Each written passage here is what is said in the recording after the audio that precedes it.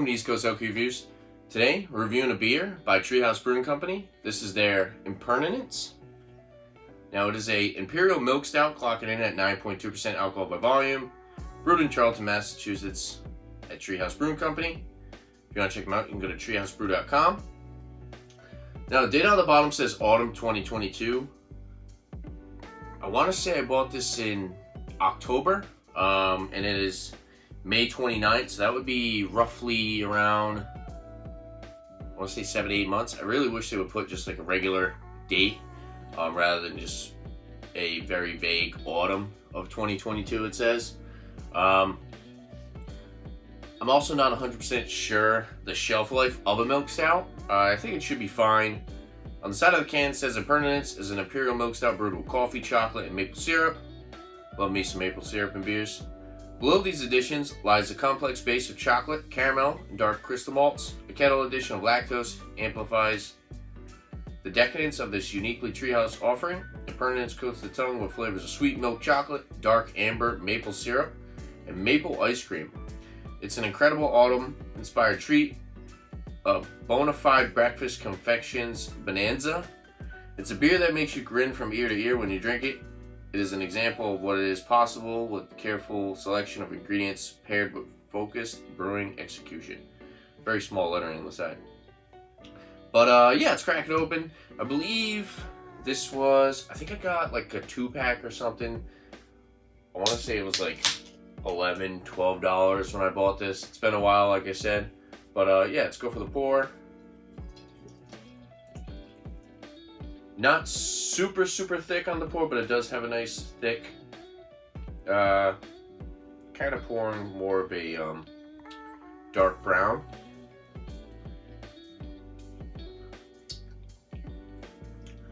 But in the glass, definitely super motor oil black. Pretty much no clarity through it at all. Poured a really nice brown, fluffy, fat 4-finger head on top, tight knit bubbles, holding some great retention. Doesn't look like it's going away. Yeah, sometimes you get a little bit of that ruby color at the bottom. This one is completely black throughout, so it looks really good. Nose, I can tell you right now, I already smell maple syrup. Yeah, lots of maple syrup, roasted coffee, dark chocolate, a little bit of vanilla.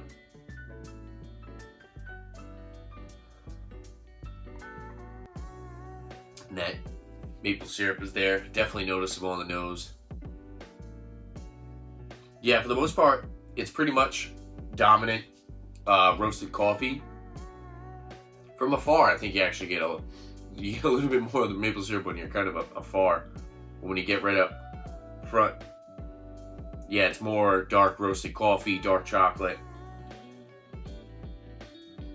A little bit of maybe some fig. A little bit of a dried fruit note in there. It smells really good. 9.2%. Not noticeable. For a milk stout, it doesn't smell overly sweet, especially with the maple syrup. It doesn't smell overly sweet. Good balance between like that roasty note and sweetness.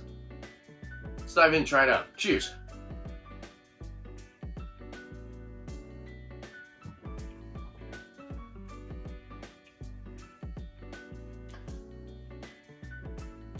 That's definitely your coffee drinker's milk stout. Very creamy and rich on the palate though. It does have a, I'd say still medium, but high side of medium on the body, going towards full bodied.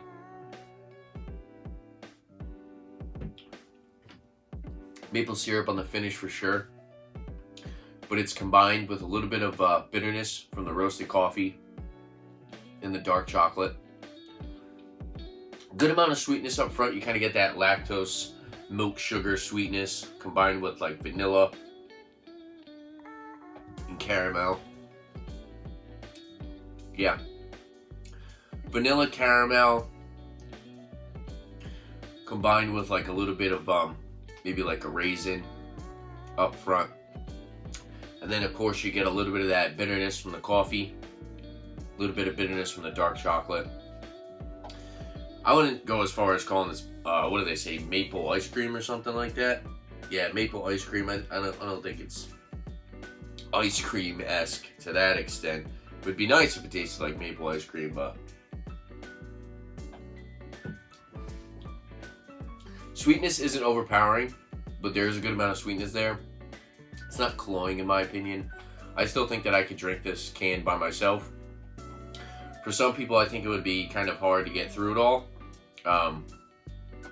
Because it is it's a dessert beer for sure. I do enjoy it. Yeah, I think it held up pretty well. Like I said, I'm not really too familiar with the shelf life of a milk stout, but I'm sure it's still fine.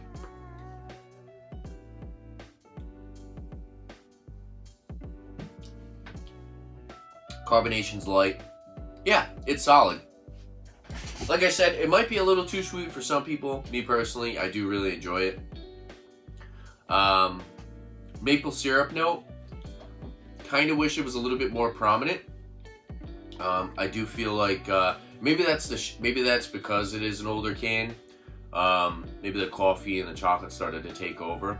But from what I have in front of me, the coffee and the chocolate are kind of a little overpowering compared to the maple syrup.